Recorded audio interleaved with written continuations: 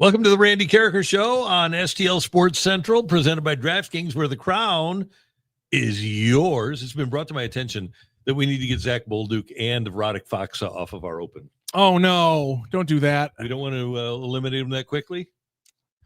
I just didn't even I hadn't even thought about blues that were on that screen that shouldn't be anymore. Damn it, Randy. Sorry about that. It was. I didn't even think about it. That's going to bother me the rest of the day. Brought to my attention. Well, we can change it. We can get other blues. We can get newer blues. Yeah, exactly. Logan Mailloux in there. Oh. I don't know what number he's going to wear yet. The problem is we need him in a blues jersey. Yeah, that's true. Okay. So we can get we don't have Holly Holloway in there, do we? We can get Holloway and robes. Definitely need to get Holloway in there. Yeah, definitely. Here's what we got coming up. Howard Richards, the radio analyst for Mizzou football, is going to join us at 10:30. Going to talk about NFL Week 1. And if you didn't stay up to watch the end of the Ravens and Bills, bummer, because I have to get up at 4 a.m, and I stayed up till the end of that sucker. It was awesome. Did you? Yes, that was an absolutely awesome. Insane game. I mean, I hate that that's still so damn entertaining, but how you have games like that great every week is just insanity to me. But by the way, before we get to the NFL and before we get to the Cardinals, we will in a second. And we do invite your chats because we love to hear from you on the show. I don't know if you've thought about this. I thought about it. I was driving past the Dome recently, this weekend, I guess. And it struck me that if St. Louis had committed in 2013 to spend $700 million to upgrade the Dome, for to stay with the lease, to keep the lease intact. If we had spent $700 million last year, would have been the last year of the lease. So this would be the first year of the Rams in LA. I don't know how to react to that. So does it feel like it's been a decade? It doesn't to me that they've been gone that long. I can still see in my mind's eye the Condiment Bowl, the Monday night. Or was it Thursday? Monday night, right? I think it was Thursday. Tampa and Thursday night. It doesn't because it does feel like it's been that long because I'm starting to enjoy watching the NFL. Not nearly as the 2015 levels, but it's starting to return a little bit. And only with time was it going to get better. So to that point, I acknowledge the time. But to your point, I still do think constantly about the St. Louis Rams. And so to that point, it does feel like it hasn't been that long. Would you have given the Shohei Ohtani contract $700 million over 10 years to keep the Rams for another decade? Which is pretty amazing when you think about it. $700 million over 10 years to keep the team for 10 years. I would do whatever. I would have done whatever it took. So you need to dodge your ownership rather than a St. Louis government. At that time, in that moment, I very confidently would go on the air and say, guys, I know stadium deals are bad economically for cities. Yeah, but do it. Really still do it. Still do it. I really like football. Yeah. I have no problem. My issue is with hypocrites is when they lie about being hypocrites. I was very honestly being a hypocrite, and I was okay with it in that moment. I was like, you know what? I'm going to completely lose my moral fortitude on this one. It's a bad deal. Do it. Make the deal. Yeah, make the bad deal. Here's the thing about the National Football League, and they're bad people. They're a cartel. You don't want anything to do with the business part of it. You can be a great city without an NFL team. LA was for years, still are. But, and let's make it relevant. You can be a relevant city without an NFL team. But if you have an NFL team, you are automatically relevant. Green Bay, Wisconsin is relevant. Jacksonville, Florida is relevant because they have one of those, as Mike Tirico so aptly called them, one of those 32 pieces of gold that you want to do everything you can to protect. And we did everything. Bob Litz and Dave Peacock did everything they could. The governor, Nixon, did everything he could. Mayor Slay, whom never met Stan Kroenke, he did everything he could, but obviously there was a guy that wanted to get out of town. So anyway, that's where we are with that. We saw the Let's Turn 2 had gone to the Stiefel. I had the great pleasure and honor of kicking off the Stiefel Charity Classic on Friday morning. It was great. They did an awesome job. The only way to get any closer would be if you were actually playing in it. Yeah, it's really cool. It's a great event.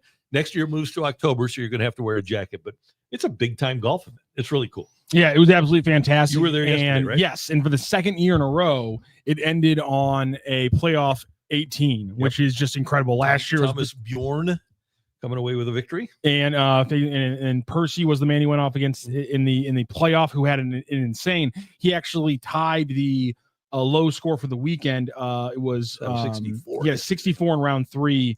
It was Stuart Sink had a 64 in round 1. The only guys to post 64s at the Steville Charity Classic. So Percy has this incredible 64.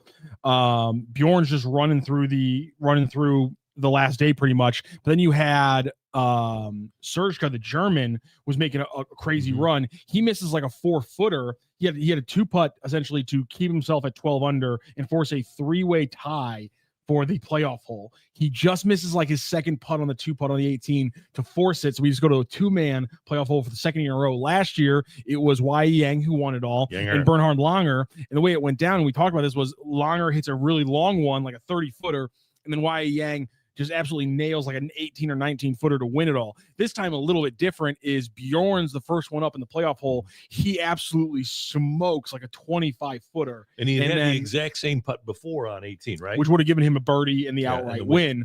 Yeah. So he has almost the exact same putt. He nails it. Percy goes up there with all the pressure in the world on him, and he shorts it by about a foot. Just an incredible tournament. The fact that you got back-to-back years with 18th hole playoffs, can't ask for anything better at the Steville Charity Classic. No, they did great work. The folks that were in charge did a fantastic job. Thanks to Stiefel, thanks to Compliance Solutions and everybody involved with that. Also a capacity crowd yesterday at Worldwide Technology Raceway for Denny Hamlin's victory in the Enjoy Illinois 300. So now it's down to 16 drivers left in the NASCAR playoffs, but just showed again what an incredible sports town St. Louis is.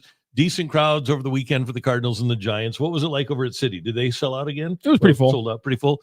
And then obviously the golf tournament, Mizzou KU, was full. Jesus. And then you had the race. So it was pretty amazing, pretty good. All right, Cardinals win 2 out of 3 against the Giants. This is a team that keeps battling, keeps fighting. They don't have all their guys, but they come away with a victory yesterday. An amazing 5th inning, single. Bases loaded walk and a ground ball double play to score the runs in the 5th. Giants come back with 3 in the top of the 6th. The only scoring took place bottom of the 5th, top of the 6th. 4-3 Cardinal win. Bullpen was really good. Starting pitcher, okay. But it was for the Cardinals, for a team that won 10 out of 12, the Giants coming in. I think that was a laudable experience for the Cardinals, a good weekend. Yeah, I mean, it's kind of just like the A's series. When you lay an egg like that in game number 1 of a series, if you're walking away with 2 out of 3, that's winning with house money, in my opinion. And getting a big moment from Jordan Walker, huge. Andre Palante, another solid start from him. He looks like he's finally maybe kind of gotten over that little hill, that little obstacle, that wall that he was fighting through. It seems like he might have gotten over it, and he's going to give us a good solid month to frame what he could be in 2026. And I think that's really important for the Cardinals going forward. We spent the entire week talking about Jordan Walker, and then he had the walk-off hit. That was obviously pretty big for him as well. Yeah. Ellipsis 150. Let's be depressing on a Monday and start the week off by talking about how St. Louis is a dying city and how there is no hope. Hand up. Sorry about that one. That's us. That's on us. Well, I mean, what are you going to do? Say what you will. We start this show and we base this show around facts. Oh, man. Yeah, it is what it is. But you know what? The bones are there. So interesting that we did have as many conversations, not the literal bones, but the potential is there for the city. If we ever get decent leadership, and maybe we do. I don't know about Kara Spencer. I don't know. Maybe we'll get decent I've got some hope. They're closing down the open air drug park, trying to clean that up. Oh, that's good. Where's that? That's right across the street from the Odyssey building. Okay, good. Easy to report on that situation. Yeah, like take one step out and doing you're doing a live shot. You're doing a live shot right there. Yeah. So yeah, it's right across from the library. Oh, okay, good. Good. Well, that they're shutting it down. Yes. It was shutting it down. So anyway, the other thing is, I had the great good fortune of being over at the Cardinal Hall of Fame ceremony on Saturday. That was awesome. Congratulations, Al Roboski and Edgar Renteria. Great job by Joey Jocketty, Walt Jocketty's son, as those 3 were inducted into the Cardinal Hall of Fame. But I got the rare opportunity to talk to multiple Cardinal executives during the course of the afternoon. And Matthew, one thing that I came away with for all of our discussion about Jordan Walker is that they probably aren't going to trade him. That there's probably a 99% likelihood that he'll be a Cardinal on opening day of 2026. This is a big offseason for Jordan Walker. They haven't given up on him. They don't want to give up on him. It was relayed to me, hey, with all the guys that we have out there in Major League Baseball that we didn't give enough of an opportunity to, we don't want to have another one. And so my guess is that they'll probably trade a lefty hitter, and it probably won't be Burleson or Donovan. My guess is that they'll trade a lefty hitter, and I would actually be shocked now if Jordan Walker wasn't a Cardinals to start 2026. And they'll look for a starting pitcher. And I kind of think because of the position that J.J. Weatherholt plays, because he's an infielder, and the value of the hitters that they have, I kind of think that if somebody comes and makes a representative offer with starting pitching for Nolan Gorman, I think that there's a possibility that they move him. You didn't use the word names Brendan Donovan in this. I think Donovan and Burleson are here. You think trade options for Donovan would have to be? They don't want to trade him. He's their leader. He's their core. He's their centerpiece. They don't want to move him. So they're gonna get him a nice contract extension. I would think so. Yeah, but not with the current Pobo. Well, it'll have to be with the next Pobo. And there is absolutely, if you consider John Mozeliak State and Chaim Bloom Church, there is a separation of church and state. You know, the Cardinals have an employee named Larry State, and they have Nathan Church. I wonder if those two are separated. You got to keep them apart. Yeah, there is no collaboration. Let's put it that way, and maybe for good reason. With Mo and Chaim, so John Mozeliak is in charge now. When he's gone, Chaim Bloom will be in charge, and maybe it's a good thing that they just, I don't believe, have really gotten together on talking about the future of the franchise, because I think they do things in different ways. And so I don't think that's a bad thing. And I also think, and so I don't know if I've ever brought this up to you, but I did an event with Chaim Bloom last fall. And my philosophy has been that what Chaim essentially is doing is what Buck Showalter did when he took over the Arizona Diamondbacks. The Diamondbacks said, hey, we want you to build our whole system. We want there to be a Diamondback way. So you start with the minor league system, and then you'll take over as the manager when we have our major league team together in 1998. And I kind of think, even though the Cardinals have way better than expansion talent, than an expansion draft talent, but he's allowed to build his system. He's allowed to build the foundation. And that's what he has done in hiring the Rob Serfolios and the Larry Days of the world and the Rob Pierpons, all those guys. So they've got their system in place. And next year is kind of like taking over a really good expansion team. And there's now going to be a Cardinal way to play baseball at low A, high A, double A, triple A, and the majors. So that whoever the manager is next year will get the opportunity.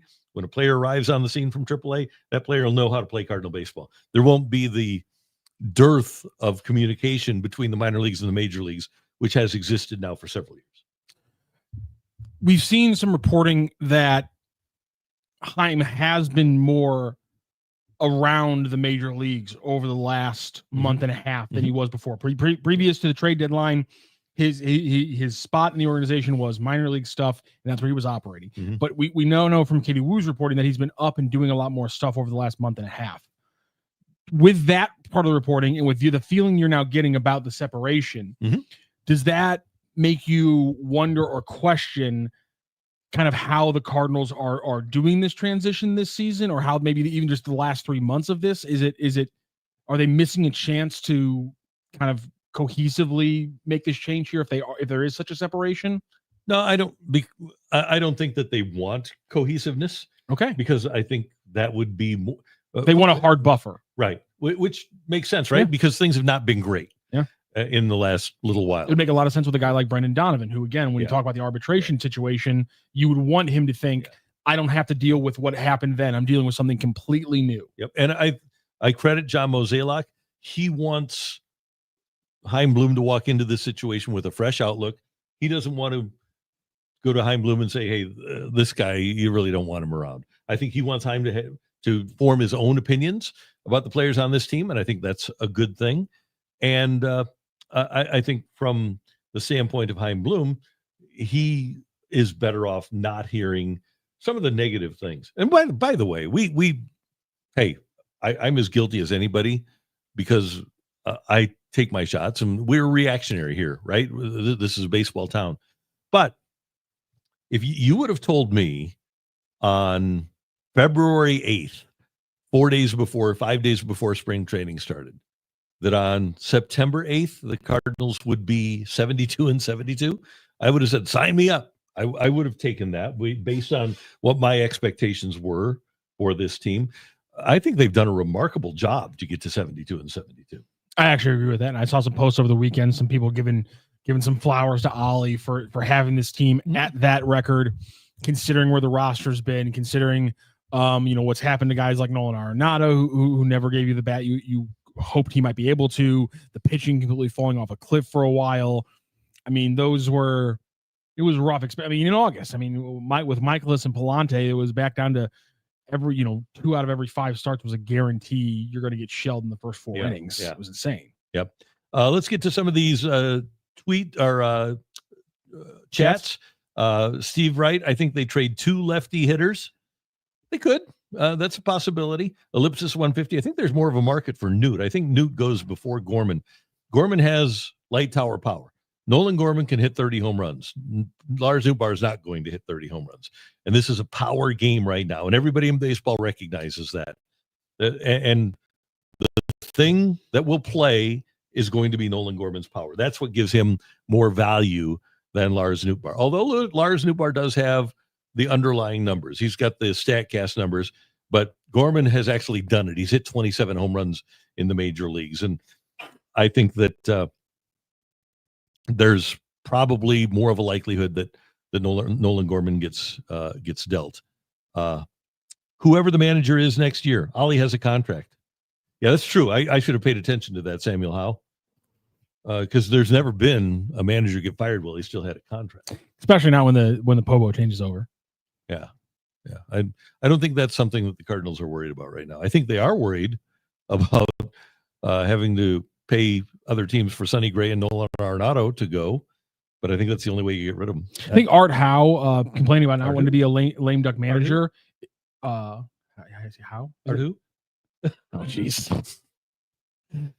I think him bitching about not wanting to be a lame duck manager is the last true thing on the baseball side of the Moneyball movie.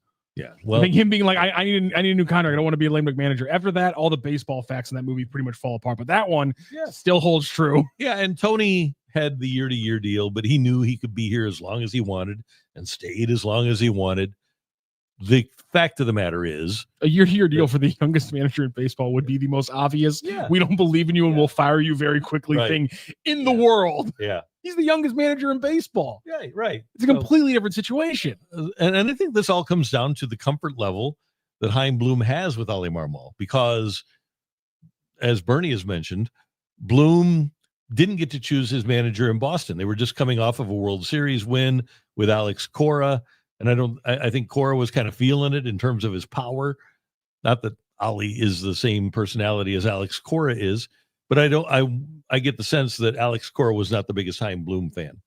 And so if that's the way Chaim Bloom is looking at it, perhaps he does make a move. He also has people that he's exceptionally familiar with. The former Pirates manager, Derek Shelton, is a guy that worked with Bloom, I believe, in the Tampa organization. He also worked with the Craig Amsterdam or whatever his name is, the bench coach in Cleveland. I forgot what his name is, honestly, but it starts with an A, Craig A. So anyway, anything is possible in that scenario. Mason Windu. So Craig Albernaz? Albernaz. That's Albernaz. it. Albernaz, yeah. So the 2026 team will be pretty much the same as the 2025 team. Can we re-sign Michaelis and send Heim some bow ties? Fans aren't going to buy this as change and aren't going to buy tickets either. The reason why I think JJ Weatherholt will be here. The reason why I put this up also is really quickly is because I believe it was around this time last year when you were saying the 2025 season team is going to look exactly like the 2024 team. So I wanted to put this up now because Mason, when you bring this up, is perfect timing because this is last year you were making a proclamation that was 100% true. This was all we saw this year was just 1 year older of the 2024 team, both for better and for worse this season. Do you see a lot of change happening from 2025 to 2026 other than JJ Weather? I think they will get a lot of different starting pitchers. I don't think I'm 100% sure Michaelis won't be back. You've already gotten rid of 3 relief pitchers. They didn't really do that last year at the deadline. Who'd they get rid of last year at the deadline? I don't even remember. Goes to show you.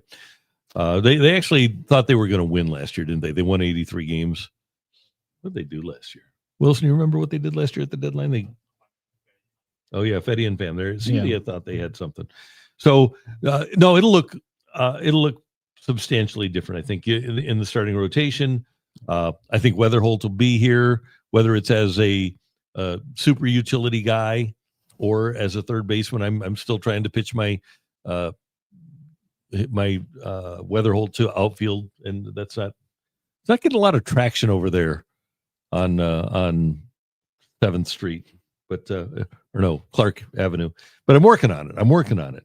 But I think that you'll probably have either Herrera or Burleson in left, and the other one of those would be your DH. Not completely convinced that Victor Scott II is going to be the guy. That's why I've been pitching Weatherholt to the outfield. But they might wind up with a center fielder that's not in the organization right now. Then in right field, I'm assuming it's going to be Walker. Contreras is going to be your first baseman. Fine. Brendan Donovan's going to be your second baseman. Fine. Wynn is going to be your shortstop. Fine. Third base, you can either go Weatherholt or Gorman. Catcher, looks like they might have something in Jimmy Crooks here. And you still have Pajes, but then I think the pitching will look a lot different. That's something we haven't got to talk about. I'm very happy that Jimmy Crooks got called up and they're actually playing him. It was a little annoying that they're still giving Pajes as much time as they are, because I feel like you should just go full bore with Jimmy Crooks, give him as much runway as possible. But what he is showing right now, that throw out over the weekend, that looked pretty good. I bet Yachty liked seeing that. Yep, the bat plays, obviously. Another left-handed bat, but I think they believe, this is Dusty Blake Lively, Dusty Springfield, whoever you want to call him, and Ollie, they believe that the run suppression ability of Pajes supersedes anything that the catcher they don't know about provides. Now, to your point, they're finding out about Jimmy Crooks here. And if Jimmy Crooks has that same ability to manage a pitching staff and a better bat, then by all means, utilize him. I like this chat here from Craig Lewis. Let's reflect on the Helsley trade. Either Helsley has fallen off a cliff or Ollie did a great job keeping him on track. Ollie and Dusty, I think, did a really good job of keeping him on track. Now, one of the things that was happening all year was he was getting the fastball hit hard, and that's continued, but they haven't been able to figure it out with the Mets. So, yeah, that's a problem. And that's a problem for them and a good thing for the Cardinals. And I guess Baez is a guy that has a chance to be a major leaguer too. He can hit. Yeah, that kid can hit. And I'll tell you, I have not taken a single look at actually how his defense plays at third base, just because I'm just wondering defensively, what is it like? What is he going to be? In fact, if he can hit like that, you know what my thought process is? Start playing him in left field right now. Yeah, why not? Start playing him in left field right now. Stop any of this third base crap. Start playing him in left field right now. Yeah. Mason Windu, 72-72 after 144 games played. They were 72-72 in 2024. Same team, same results. I suppose 72-72 is a good prediction for 2026 too. I seem to recall that Kyle Gibson was on last year's team, and Lance Lynn was on last year's team, and Ryan Helsley was on last year's team, and Stephen Matt was on last year's team. I seem to recall that. I remember Paul Goldschmidt being on last year's team and Nolan Arenado being on last year's team, and Michael Ciani being on last year's team. So I'm not seeing it. I'm not seeing I don't, maybe you quit watching until last September or something, but I'm not seeing the exact same team this year that I saw last year. It's a lot of the same people, but people have developed. There's been a couple new bodies, and that's been big. I mean, Riley O'Brien was on this team last year, but he wasn't doing this. That's just one name that you can point out of a guy. He wasn't on the team last year. Matt Svenson's been pretty, big deal for the bullpen over the last 3 months. Yeah. Yep. Patrick Toohey, this team should offer cash to Contreras to waive his no trade clause. There's no point in keeping him. Okay, here's my question. I guess you offer cash, because if you sign a check to him and it's Willson Contreras at the bank, they're going to say, Randy. What? Come on.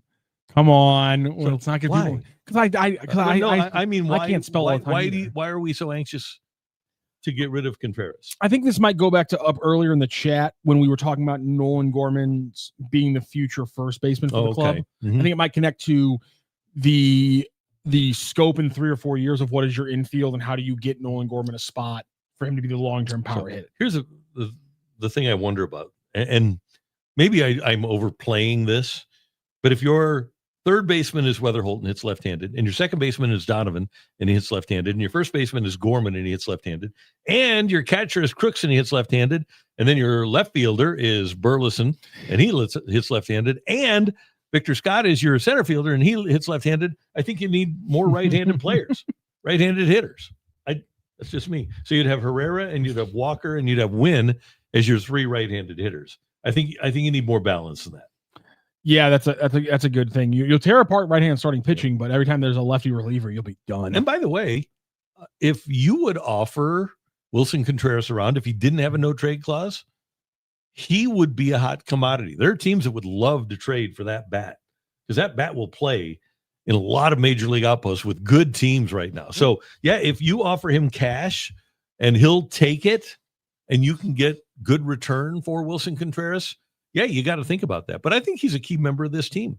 I think that he provides one thing that they don't have on this team, that he is really the only one that has, is swagger. Now, Mason Wynn might wind up being that guy, but we were talking on the TV show this morning on Matrix Midwest about the 80s team that was celebrated over the weekend. How, Vince Coleman had athletic arrogance. Ozzie Smith, Terry Pendleton, Willie didn't have an ounce of arrogance, athletic or otherwise, in him. But Danny Cox, Joaquin Andujar, Jack Clark, that team had swagger. And this team doesn't really have that. Rammer and I one time waited around a long time after a day game, like an hour, for Jack Clark to show up. He didn't really like talking to the media in general, but he liked Rammer and I. And he comes out and we're talking to him, and I'll never forget.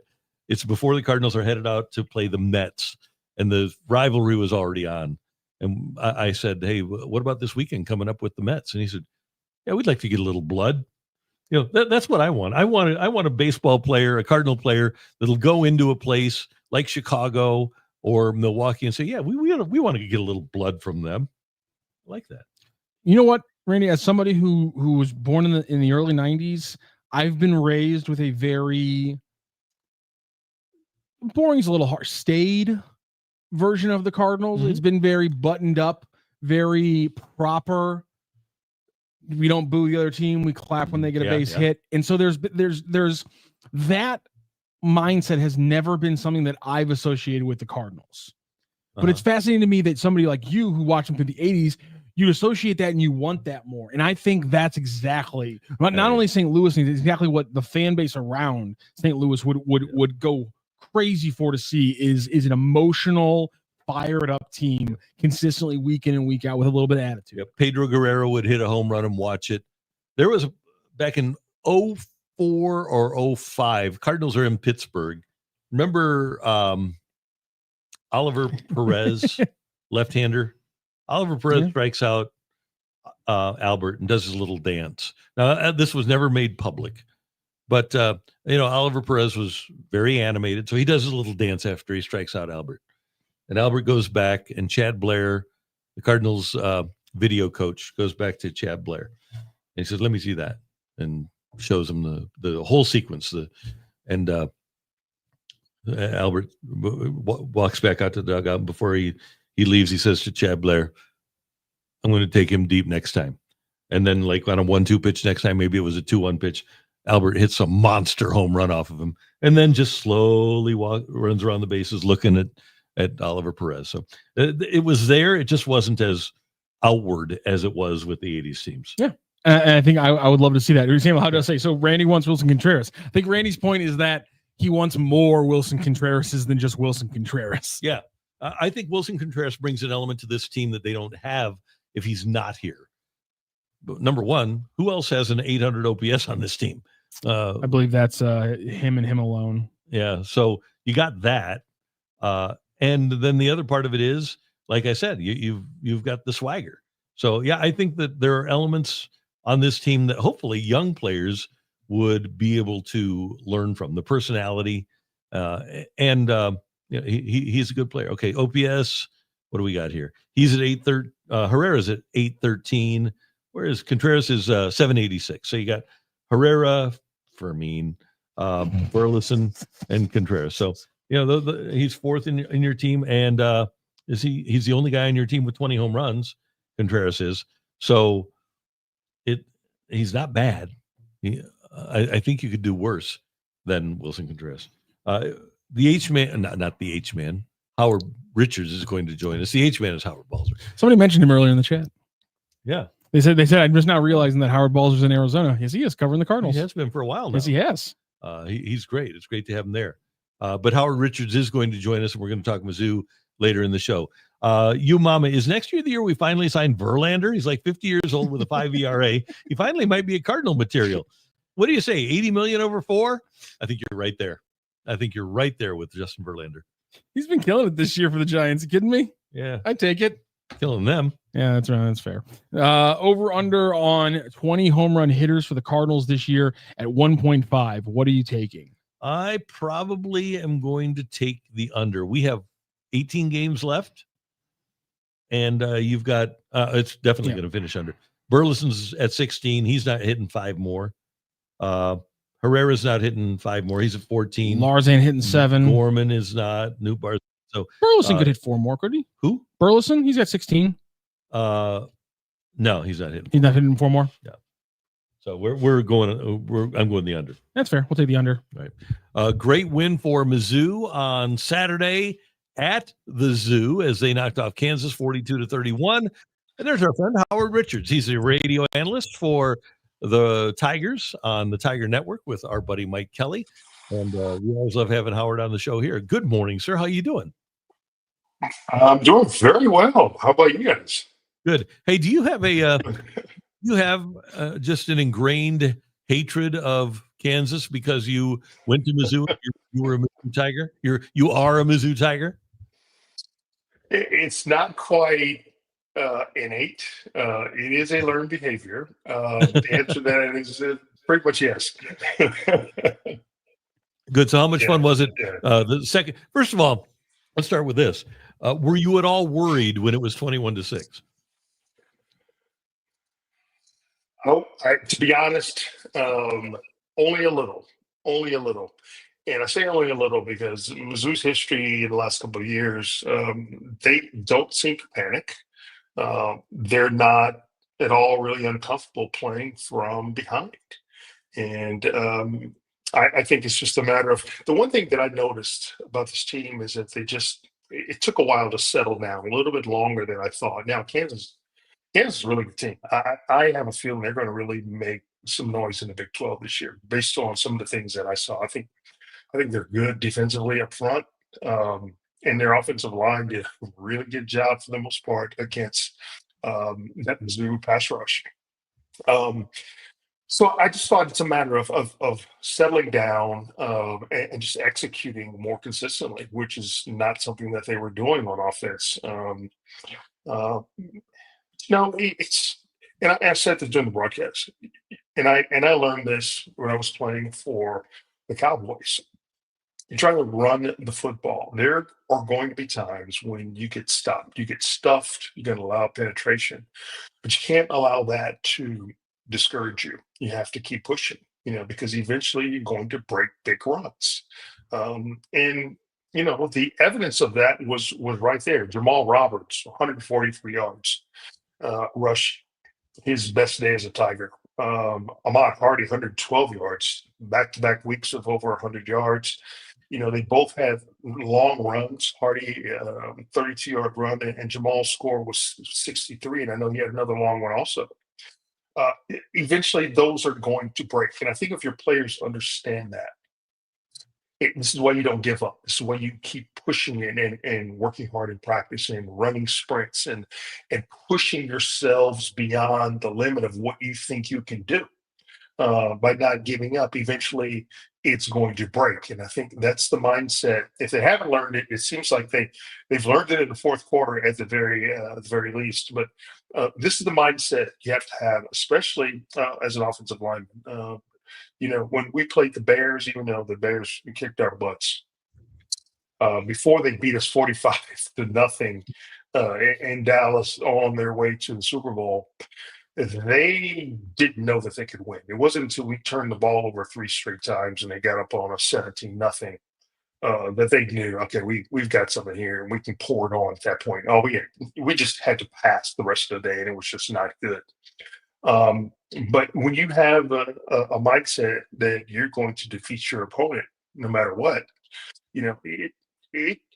it takes over them, and your opponent doesn't really know how to handle it. But now it's a slippery slope, because you're going to go up against opponents that are as good, physically and mentally, and as strong as you are physically and mentally. So you have to figure out how to counter that. But I just thought that Mizzou's game plan in fourth quarter, again, just execute better, settle down, home crowd, epic game. And we've got this. And that's sort of my mindset. And, even listening to Mike is going, I think we'll be okay. I think we'll be okay. We're going to be okay. And he goes at the end of the game, he goes, see, guys, I told you we were going to be okay. Sometimes, you play with the psyche and it all comes together. Obviously, the big game from Beau is what everyone's talking about, but I want to focus in on the big games from Brett Norfleet and Kevin Coleman, because just throughout the game, it just felt like every piece of Beau's game was connected to him at any point. He knew that whether it was Coleman or Norfleet, almost every play, he had the out of one of those guys as a safety valve. And I really think that gave him a lot of confidence, especially in that second quarter, and really just propelled them for the second half. A lot of underneath delayed openings, on that second level when the DBs and linebackers were retreating.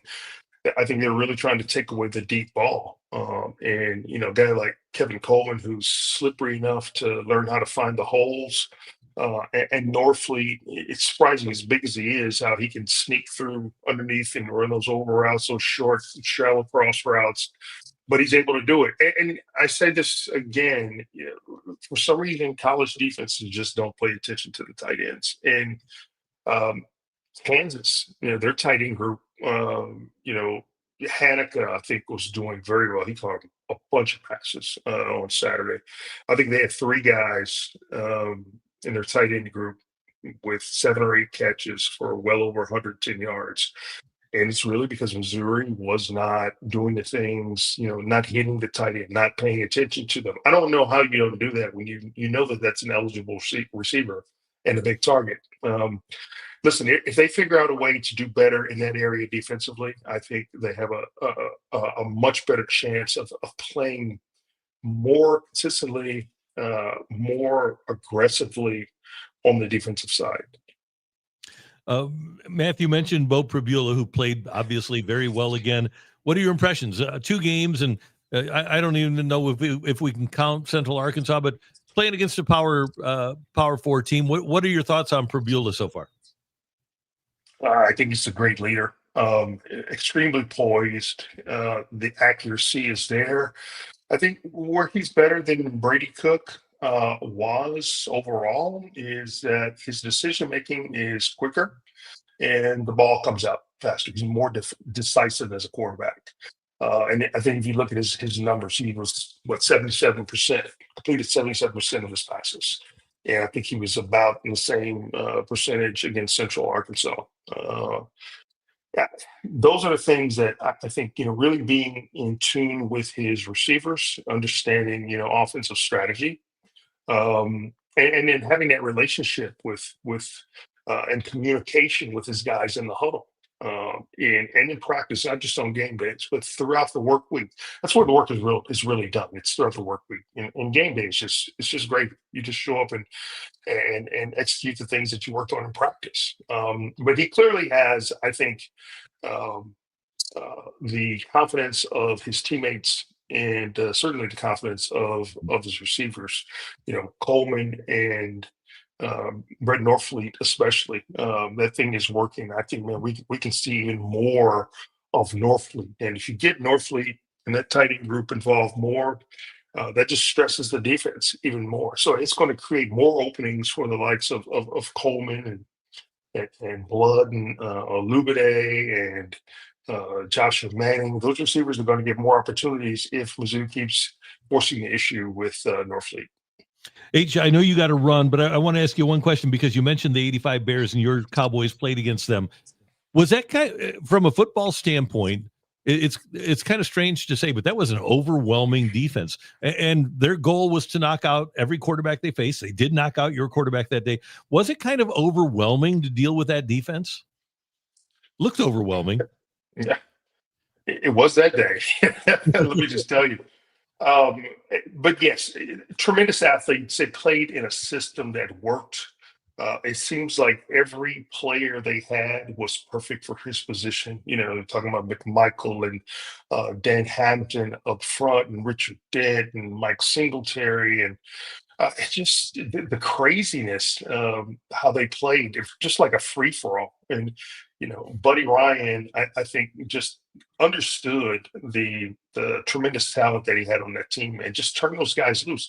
And a lot of times, you as a player, especially at the pro level, you see things that you aren't necessarily coached to do, and you adapt to that. You react to it and make it happen. I mean, Lawrence Taylor became Lawrence Taylor not necessarily because he was coached to be that way, but the Giants realized that this guy is something special because he can freelance, and he's so quick off the ball that he can beat guys up and down the line of scrimmage.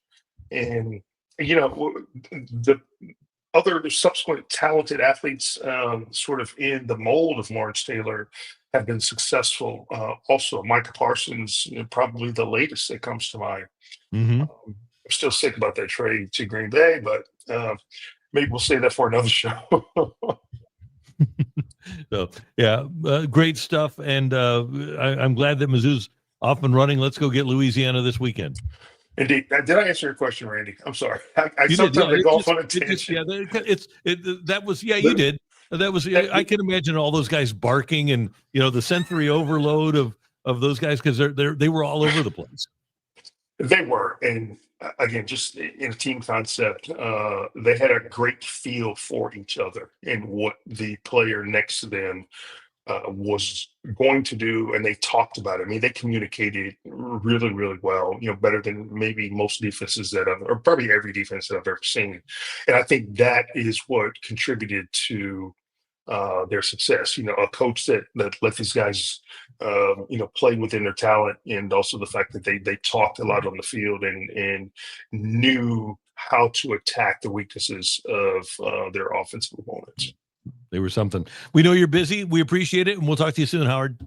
All right, guys. Thank you again. You're the best. Love you. See you. Thank you so much, Howard. Howard Richards, the best, the analyst for the Missouri Tigers. And really, one of the things that jumped out to me in that game is him and Mike Kelly. The reaction to Jamal Roberts' touchdown was amazing. Mm-hmm. And Howard, when we had him on the first time this year before the Mizzou season, he talked about the two-headed running game. Everyone was talking about Ahmad Hardy. He's in the top of all the lists. And he talked about the potential and how quick Jamal Roberts was looking in camp. And then you see it there. The Kansas defense is tired. They're getting through. They're getting a lot of first contact against Hardy, even though it's not working. And then finally they get worn down, and Jamal Roberts hits that seam and just takes off. Beautiful. The ability for them to have that smash and dash, lightning and thunder style is really going to help the running game. But I also liked your question about Beau Pabula, because we get Uncle Sam saying, is Beau Pabula for real? And I think you heard kind of, both sides of the coin, which is yes.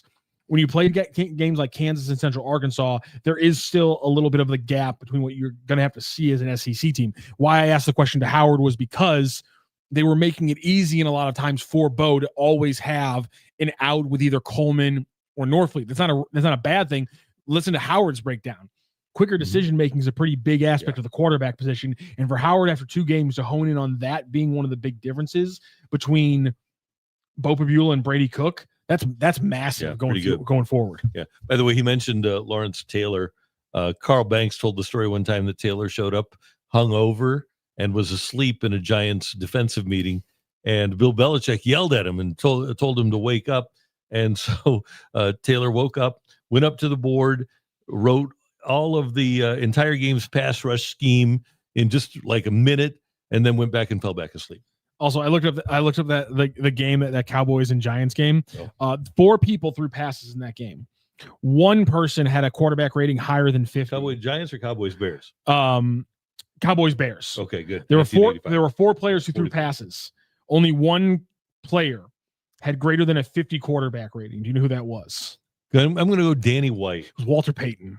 Steve Fuller went 9 for 24. Gary Hogeboom went 6 for 22. Danny White went 9 for 17. Walter Payton 1 for 1 for 33 yards. How about that? The greatest passer in that game, Walter Payton. And so Bill Belichick had worked for Tom Landry, or Bill Belichick. Mike Ditka had worked for Tom Landry with the Cowboys and felt really bad about clobbering his team 44-0.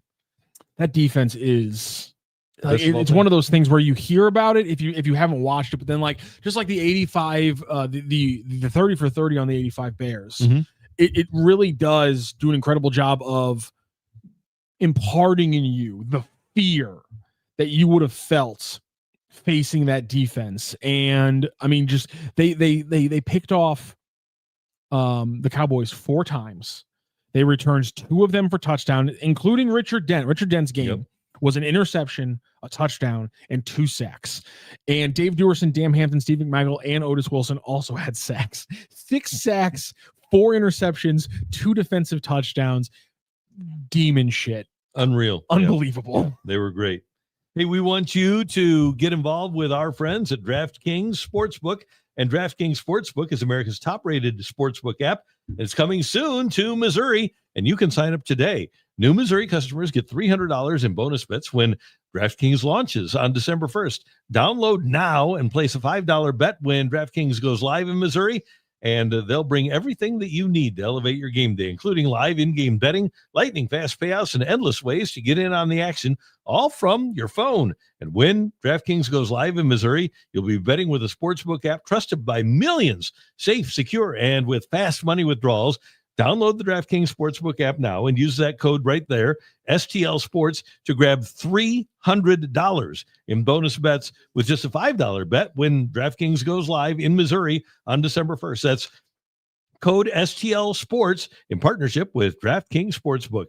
Gambling problem? Call 1-800-GAMBLER. 21 plus, physically present in Missouri. Eligibility restrictions apply. Bonus bets expire 7 days after issuance. Excludes customers who redeem pre-launch sign-up offer. Terms at sportsbook.draftkings.com/promos. Can't wait. No, I'm looking forward to it too. Set up a parlay on Saturday night. Can't wait until I don't have to do that anymore. Okay, last night, what a game. Could last night, the first Sunday night game of the year between the Ravens and the Bills, could that be the game of the year? It certainly was one of the most fun regular season games I've watched over the last probably 3 or 4 years, because that's the time frame where I've been watching a lot of NFL games. Because you go to a 10-year window, not a lot more NFL games are coming into my view personally. So yeah, that's the best regular season game I've watched in a very long time. The Ravens offense looked unstoppable, and then once they started being stoppable, and once Derrick Henry fumbled in the fourth quarter, then the Bills offense became unstoppable. And I don't know who you pick for MVP between Josh Allen and Lamar Jackson. They're both fantastic. And when you look at the statistics of the game, it's remarkable that Buffalo did come back, and especially with Allen, because he had a 31-second drive at the end of the first half to kick a field goal, and then no time left, a little over a minute to go, no timeouts left, and they drive to the winning field goal to win the game, 42-40, was it? Yeah, I think 41-40. They were amazing. The Bills were amazing, and those will be two of the best teams in the AFC, and that might be the best game we see. Now, you've always got Mahomes, you've always got the Chiefs, but it seems like all of the really fun AFC games are going to take place early in the season. I can't understand how Derrick Henry's a real person. He's amazing. It like there was the 400 touch axiom was maybe the truest thing to ever happen in football. Mm-hmm. Like if your running back touched the ball 400 times, he was done. He had 2 or 3 years left as a professional player, and then he was done. And this guy has done it multiple times, multiple 2,000-yard seasons, and yet he's still, while carrying 30 or 40 more pounds, outrunning defensive backs on a nightly basis. This is inhuman stuff. I'm not saying he's a better running back than the great, pretty much unimpeachable top 4, I think, of Walter, Jim, Barry, and Emmitt. Okay. I think it's pretty unimpeachable top 4 all-time running backs. Like, he's got to be number 5 now. Like, this is the most inhuman stuff I've ever seen from the position.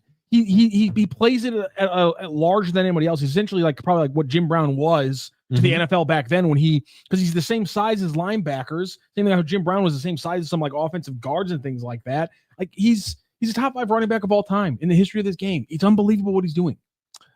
He's definitely top 10. I would put him in there, but I don't know if I can put him as a top 5. He's multiple 2,000-yard seasons.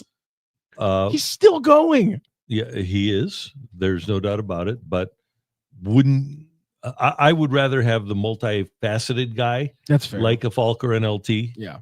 But I can totally understand why you would pick him as a top 5. He's great. And what he's done 5 is yards per carry in his career. Yeah. Across 10 years. Yeah, he's amazing. He went 5.9 yards per carry last year as a 30-year-old. Is there any chance, by the way, of Frank Gore being a top 5 running back or top 10 running back of all time? No, because while I have a lot of respect for longevity, especially at the running back position, to be top 5 of all time, even if you have the numbers, there has to be a level of dominance relative to the rest of the league when you are playing. And so Frank Gore undoubtedly has the longevity numbers, but he is the undoubtedly number 1 back in the NFL one time in his career.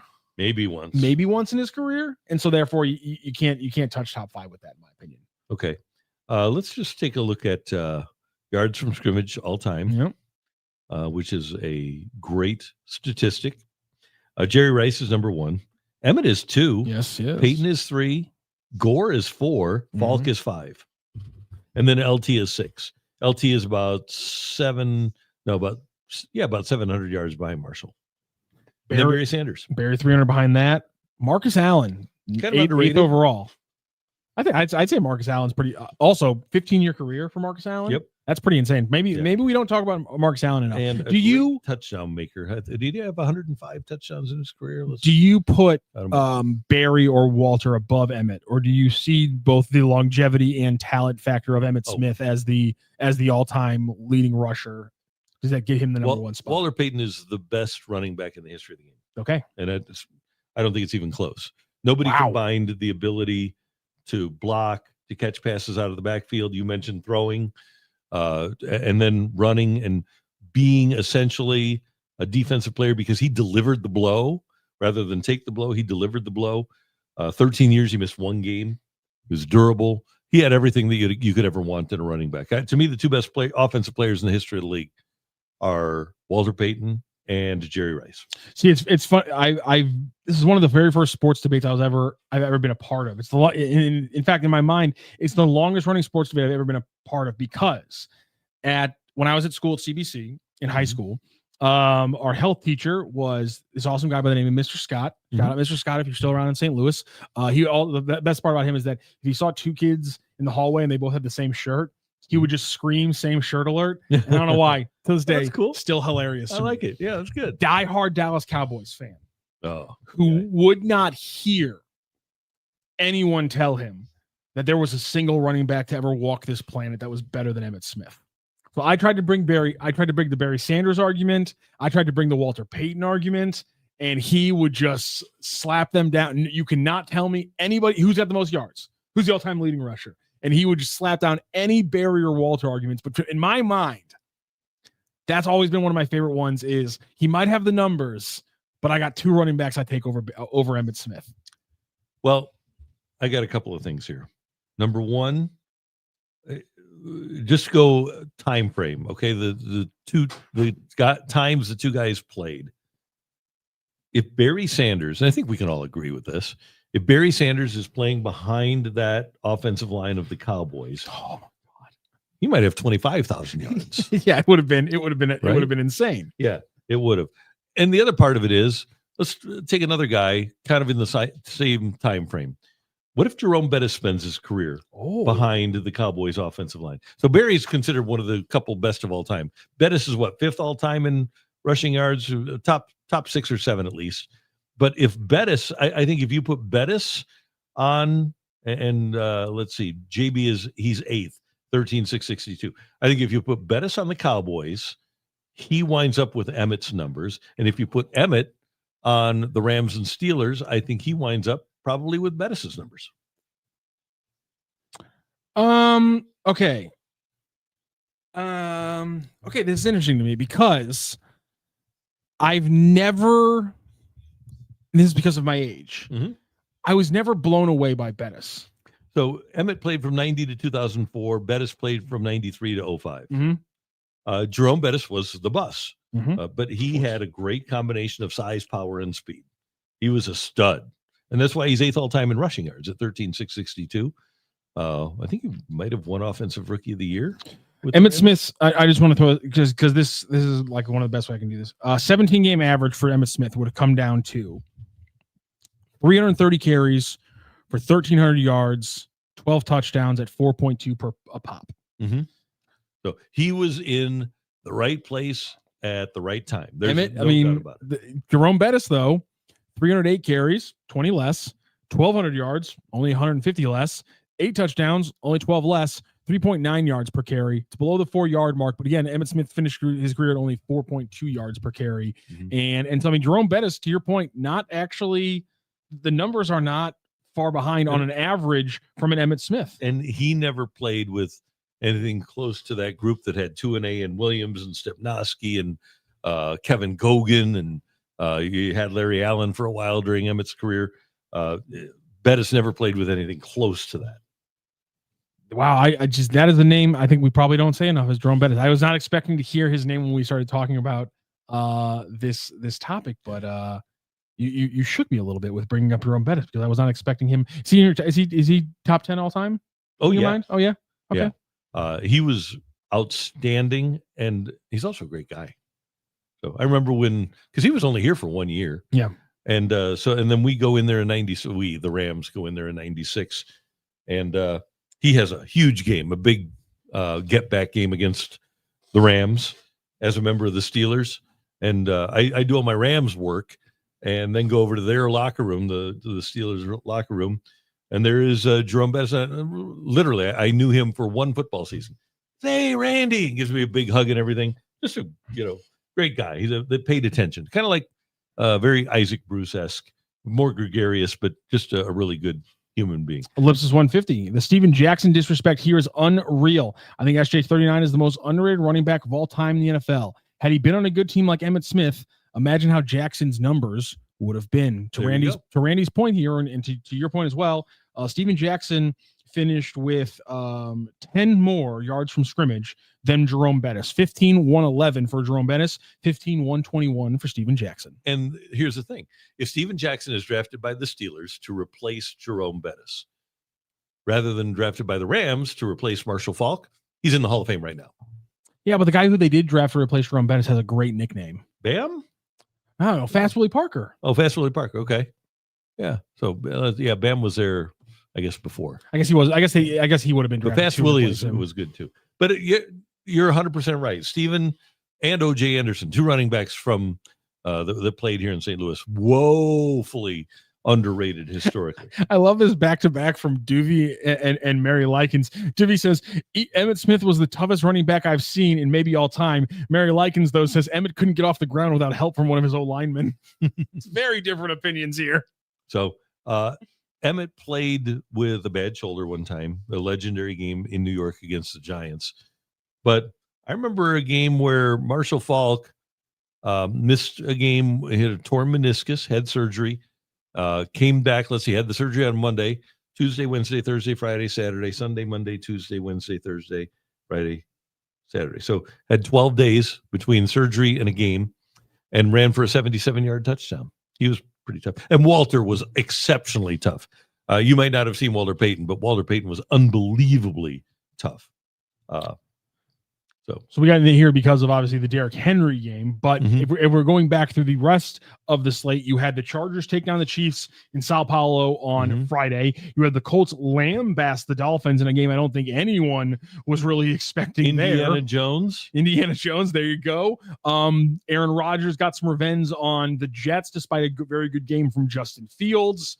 And then the Bengals-Browns game that was ridiculous. Also, you had Egbuka, huge rookie debut for the Buccaneers. Really was a fascinating game from week one. Speaking of the Bengals-Browns game, have you seen the Jerry Jeudy stuff?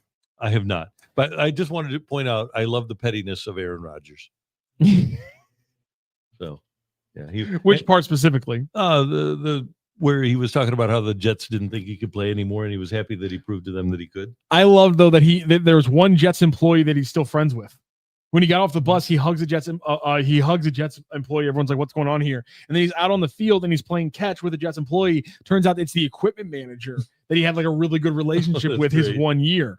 The reason why I bring up Jerry Jeudy is because the Browns and the Bengals had a crazy back-to-back game.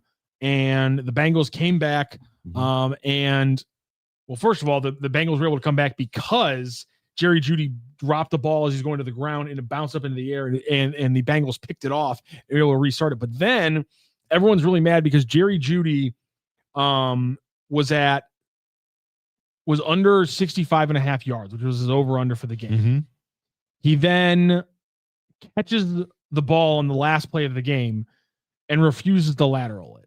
Oh, and so everyone's then pointing out that he finished with exactly 66 yards after the catch on a 65.5 over under, and he refused to lateral the ball in the last scene, which is why you can say that something's eventually going to happen and the NFL is going to fall off, but no, it's not. No matter what, there's always going to be something to happen. Yeah. There's always something that's going to happen. Yeah. It's amazing. Yeah, there is. And that's what makes it great. Jerry Jeudy looks like, in any other situation, Jerry Jeudy just looks like an idiot. In that situation, I spent 20 minutes watching the highlights of the Bengals-Browns game because of that stupid story that I saw. Any reaction to the Chargers handling the Chiefs in Brazil? I thought it was interesting that both Patrick Mahomes and Andy Reid talked about the team coming out flat.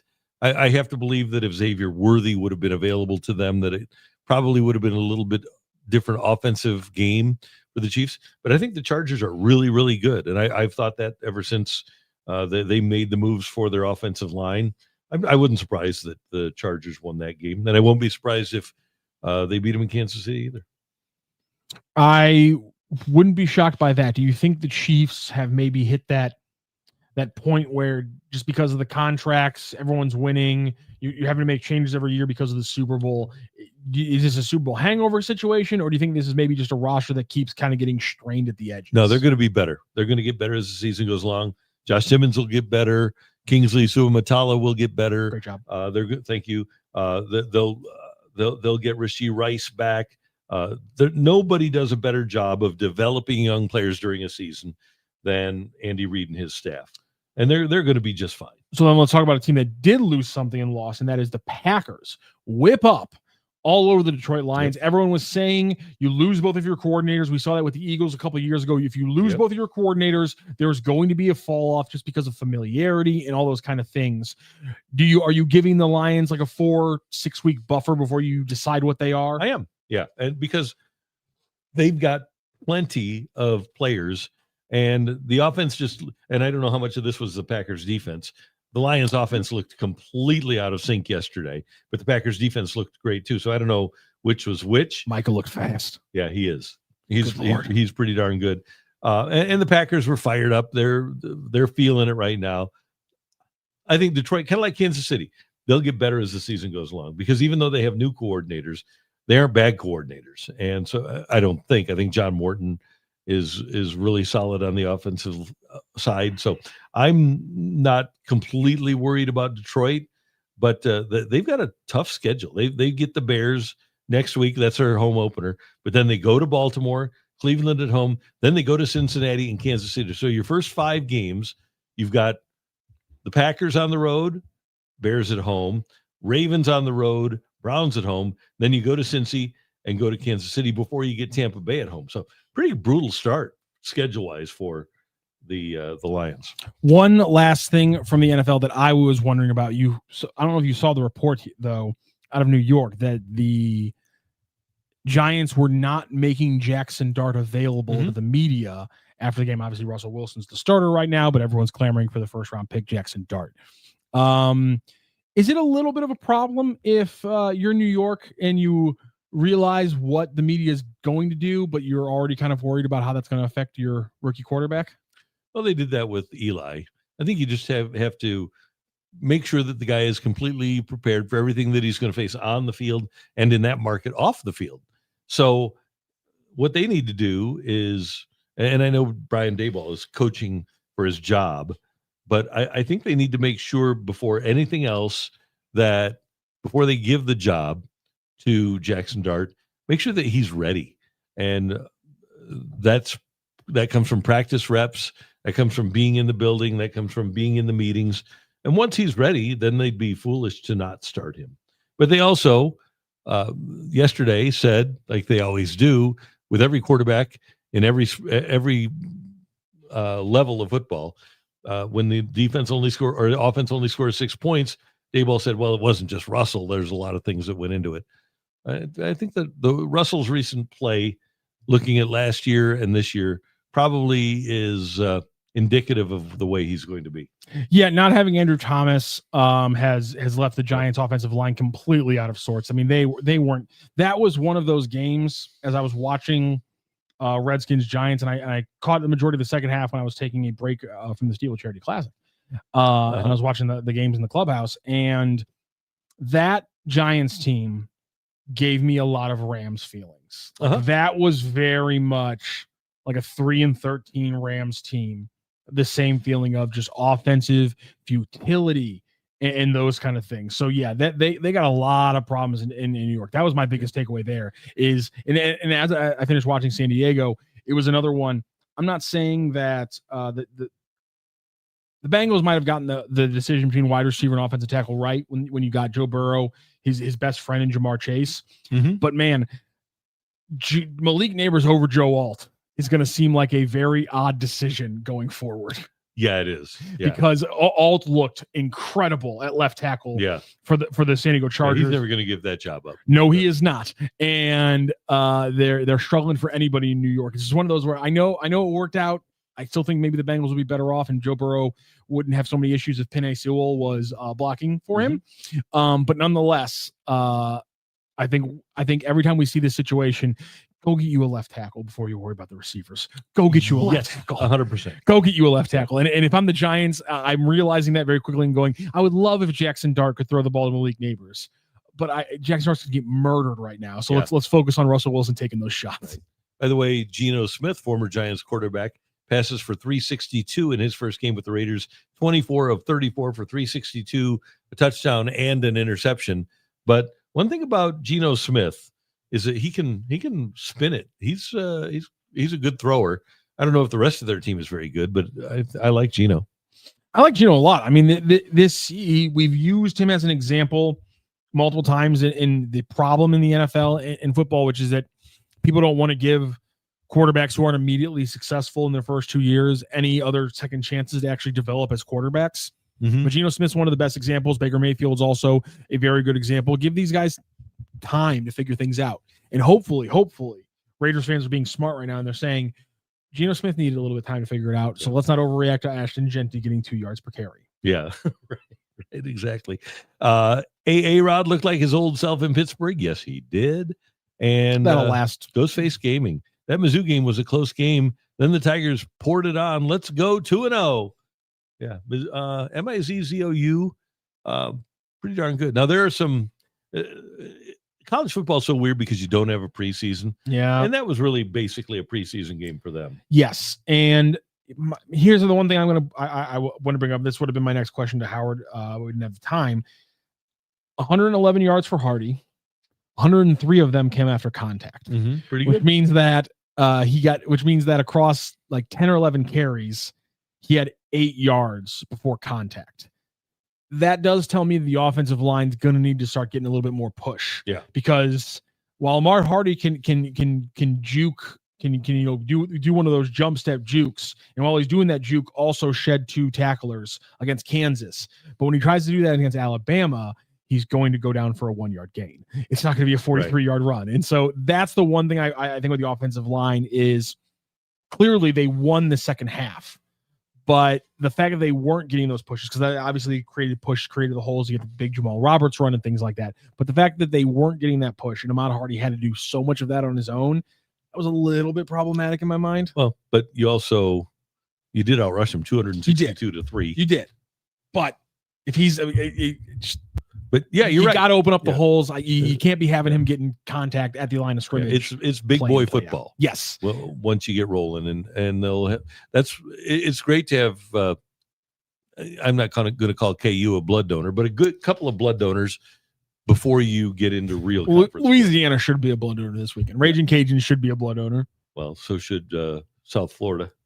Oh, they jumped up to 18th in the poll with that win. Oh yeah. That's insane. Florida was supposed to be good. So who is the next coach for the Florida Gators? Our DJ Lagway, Homer, who's always in the comments whenever we talk about Heisman. He's always like, DJ Lagway, DJ Lagway, DJ Lagway. Just wait till DJ Lagway takes down Nussmeier. Yeah. I'm going to wait. So do you bring back Urban Meyer, or do you hire John Gruden if you're them, or do you go after Saban if you're the Gators? Saban's not going to coach a third SEC but you go program. after him. Okay. You got to go after him, right? Yes. You can retire to Florida. That's true. You do not bring back Urban Meyer. Okay. Why? Just because you had a player that shot a guy in the face? He might be a scumbag. Okay, might be. Yeah. Who was the other coach you mentioned? John Gruden. Might not be the greatest person to lead a group of young men. Yeah, maybe not. I don't know. That sucks because I'm biased towards John Gruden because I was a huge Buccaneers fan growing up, but he might not be the person you want leading a group of young men. I'll just put it that way. See, we aren't, especially at the University of Florida, we aren't dealing with a bunch of choir boys here. No, that's also kind of the issue, I think, is John Gruden's John Gruden is great at coaching up an offense, but he kind of seems like he has a players rule the roost kind of mentality because he's so fun loving and things like that. I mean, Gruden's too much of he loses. Yeah. He's never going to be the disciplinarian off the field that Saban is. Mm-hmm. And so I just think you're going to be playing fast and loose with those kind of things. Let's get a new body in there. Okay. Let's get somebody new in there. Although maybe That's your point is Billy Napier was. Yeah. You need somebody with clout because, else the police are always going to get called. That's right. Okay, some of the other games. How about Oregon 69-3 over Oklahoma State? Are you glad that Mike Gundy's getting it handed to him? I don't mind Mike Gundy. I think that he deserved that one because you might want to keep your mouth shut about NIL budgets and things like that. Yep. Because Dan Lanning's not going to feel sorry for you and is going to do exactly what he did to you, which is going to rip out your esophagus. So maybe keep your mouth shut before you have to play them. That's probably a better idea.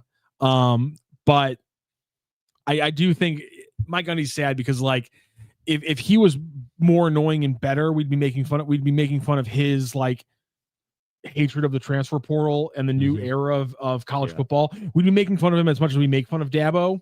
But Dabo's actually still finding ways to win, and he's biting the bullet, and he's still getting good teams. Gundy refuses to play the game, it appears. And if you refuse to play the game, you're going to lose. You're going to go 3-9 every year. You're going to be Stanford. He's got all that money behind him at OK State. He should use it. Big win for the Illini. They're number 11 now as they go to Duke, and Duke had been pretty good at home, and they beat the Blue Devils 45-19. It was a thrashing.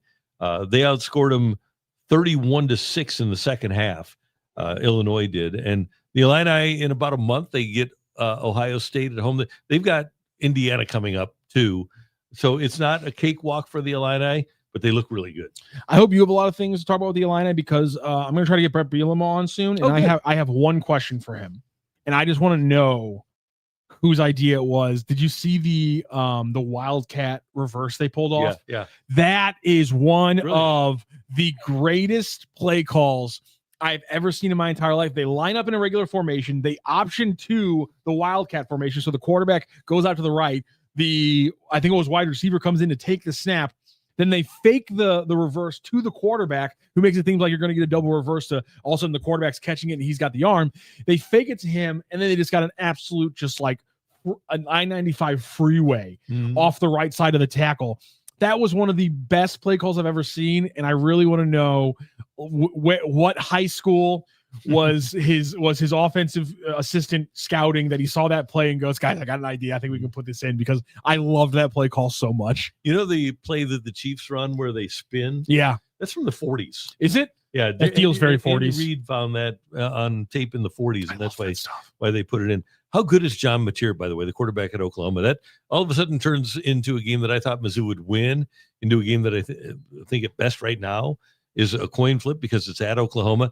He's passed for 662 yards, 9.3 per completion, has 4 touchdowns on the year. Mateer looks like the best transfer in the country. Good enough to bet on. Yeah.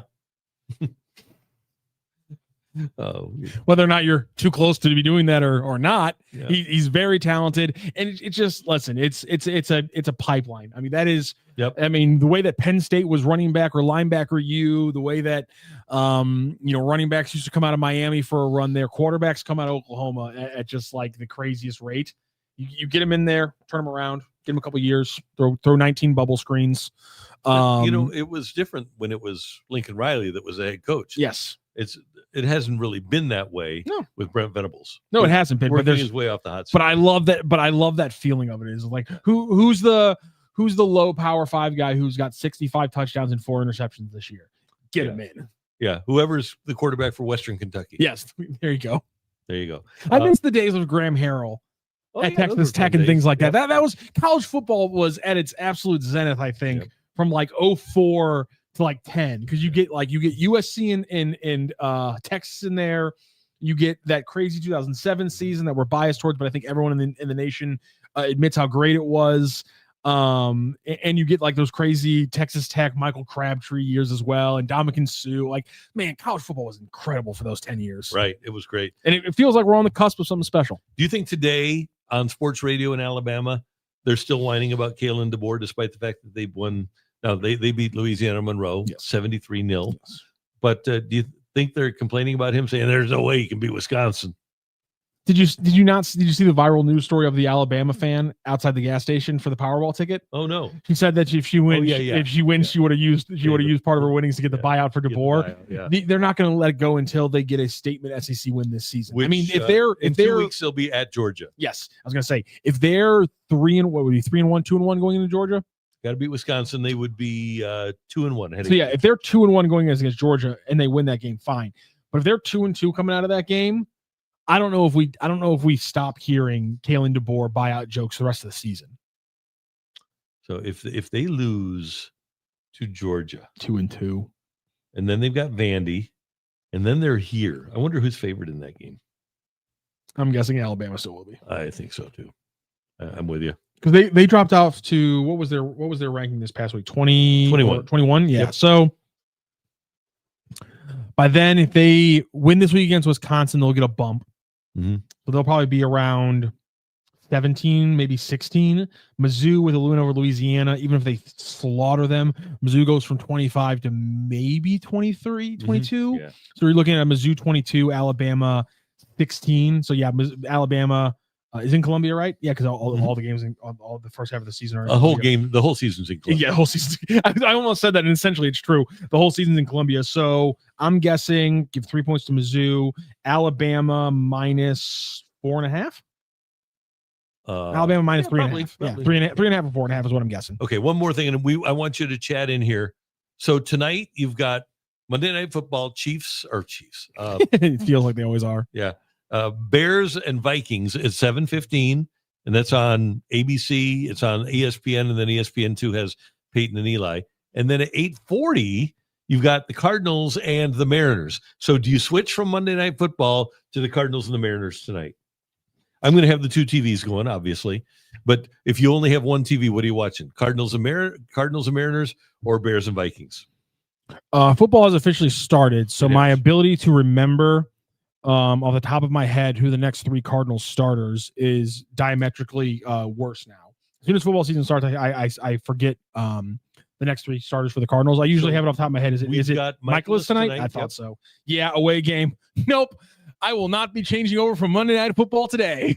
Okay. Unless it's the 5th inning and he's still going. Then just for the fascination factor of it being an away game and him still pitching at that point. By the way, his over-under is 3.5 strikeouts for tonight.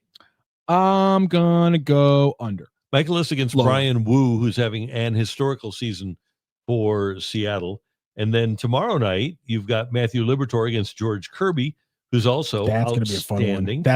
That's legitimately a Cardinals game that I'm watching every pitch of the first 6 innings. And then Wednesday, it's Michael McGreevy for the Cardinals and Logan Gilbert. Damn, those are two. Okay, Tuesday and Wednesday are legitimately great Cardinals matchups. I will be watching the start of those games. I don't know what you could do, if I'm being honest, Randy, to pull me away from Monday Night Football to watch Miles Michaelis in an away game. Wow. There's not a thing. Poor guy. There's not a single thing you could do. Yeah. And Wu, by the way, first pitcher in baseball history ever to begin a season with 25 straight starts of at least 6 innings and 2 or fewer walks. Ooh. Nobody had ever done that before. Okay. Until Brian Wu in 2025 comes up with 25 straight starts of at least 6 innings and 2 or fewer walks. Oh, Cole Bassett's left foot here. Miles Michaelis tonight. Are you betting the big dumper to hit a home run? Yes. Or multiple home runs? That's a great. Yeah. If I'm not a big home run guy on the pick 6. I like to go not as big. I like to go kind of consistency. So I usually go hits, RBIs, and runs. But tonight might be the time to pull up the DraftKings Pick 6 app, find Cal Raleigh, and go more on the 0.5 home runs, because Miles Michaelis and the big dumper should equal a 500-footer somewhere in the stratosphere of Seattle. One other note here. The Bulletin, apparently official, came in this morning. Mike Vrabel says that Bill Belichick is welcome at the Patriots facility. Okay. I'm glad you brought this up. What the hell is Belichick doing? He's just being petty. It's probably something that his girlfriend set up. But you're a college football coach. Your job is not about you. Your job is about the team you're coaching. Mm-hmm. You're supposed to be a leader of men, yes, and a leader of people, and you're supposed to prioritize helping these guys get to the next level, both as men and as football players. But I can't imagine that an NFL personnel person having the opportunity to watch you in practice and meet you and interview you would help you in the draft process, Matthew. Exactly. So like this is one of the most selfish things I've ever seen a coach do relative to his players. Right alongside, like I didn't like it when Les Miles publicly put his players on blast, the ones that didn't work out before the NFL draft. There's a part of me that did not like that from Les Miles. But say what you will, he was doing his job as a college football coach, saying this is what my players will be as NFL players. Yeah. He probably should have kept that behind closed doors. But I guarantee you, Nick Saban, if you were an NFL team and you called and asked him non-publicly and said, hey, is this guy a hard worker? Nick Saban would have been honest with you whether or not the guy was a hard worker. That's part of your job, is to help these guys move on in life, and to say one of the 32 teams, one of the 32 pieces of gold out there isn't going to be allowed in the building. That is one of the most selfish things I've ever seen a football coach. It doesn't help your players at all. It's pathetic. You do that, and it shows me why are you doing this? Why are you coaching at UNC? Because it's all about him. It's an ego thing. It's an ego thing that's all about you. And I don't like necessarily that the highest paid public official in every state is a football coach, but at least with guys like Eli Drinkwitz, I actually think they're trying to do good things for the state of Missouri. I have zero confidence. No doubt. If I'm living in North Carolina, there's no confidence and no reason that I would expect that from Bill Belichick. And that's pathetic. It is pathetic. All right. We do have Card Central 365 today. And then are we on after the game after an 8:40 start? Oh, yeah. Because you know what? We're 365 days a year. So we'll have a post game after the Cardinals and the Mariners tonight. So you want to be around for that. You want to tune in. The post game schedules now it's ridiculous what we're doing every day and every week. Oh, so we have Cardinals every day, but now like for this Saturday, we'll have Cardinals, Mizzou, Illinois, and City all in post games. Awesome. And so I mean, just we're covering it all. And by the way, Blues training camp starts on the 17th. There we go. Blues are getting ready to go. There was a Blues. What did the Blues announce today? Oh, that Barrett Jackman is now the head of the Blues alumni. Oh. Bruce Affleck retired, so Barrett Jackman, head of the Blues alumni. Congratulations, Barrett Jackman. Yep, excited about that. Good guy to have. Good guy to have on your team. Great job as always, sir. That was a lot of fun today. Thanks to Willson who got us on the air. Thanks to our friends at DraftKings. Don't forget DraftKings Sportsbook in Missouri starting December 1st. Download the app now. You can get started with $5 and get $300 in free money so that you can gamble with that on DraftKings Sportsbook. We appreciate you chatting in. We'll be back at it tomorrow. And until then, have a magnificent Monday.